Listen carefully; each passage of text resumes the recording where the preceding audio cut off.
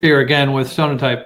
I wanted to draw your attention to Sonatype's blog and tell you about some of the new content that we have available on the blog. I was just speaking with an industry colleague earlier today who mentioned, man, you guys have been starting off the year with a bang. You've been blogging quite a lot. So if you haven't been to our blog lately, just go to blog@sonatype.com.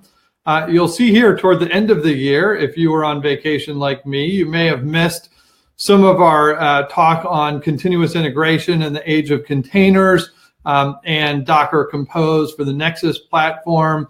We had a great post on fewer gates, more guardrails, DevSecOps lessons learned in 2017, cleanup of old Docker images from the Nexus repository, and that's just to name a few, deploying artifacts, deploying the artifacts of a project to Nexus, build a highly available Docker registry on AWS from one of our community members. Madhu Akala talks about his experience with All Day DevOps, again, another external author, as well as the third external author here, Daniel, talking about Nexus repo containers with persistent storage in Azure container instances.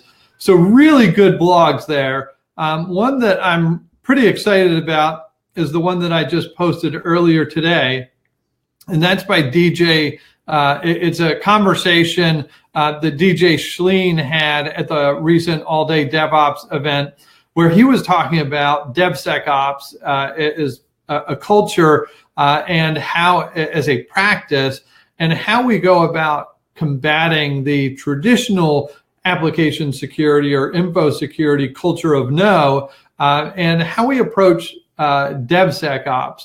And one of the things that he really hit on in this presentation that I think resonated with a lot of people that watched it was you need to not just kind of ease into it, but he suggested throwing chaos into your daily practices. How do you approach DevSecOps? What kinds of things do you have to do within your environment? How do you have to think about embedding security into your development practices or into your production environments? And he said, you kind of don't start easy. You need to really dive into this and commit to it and work across your organization to embed DevSecOps practices in. So I talk about his presentation during All Day DevOps, and I also point to a link at the end of the blog where you can see his 30-minute presentation if you want the details straight from him. Now, I've known DJ for about a year, maybe a year and a half now. We've spoken together at a number of events around the industry.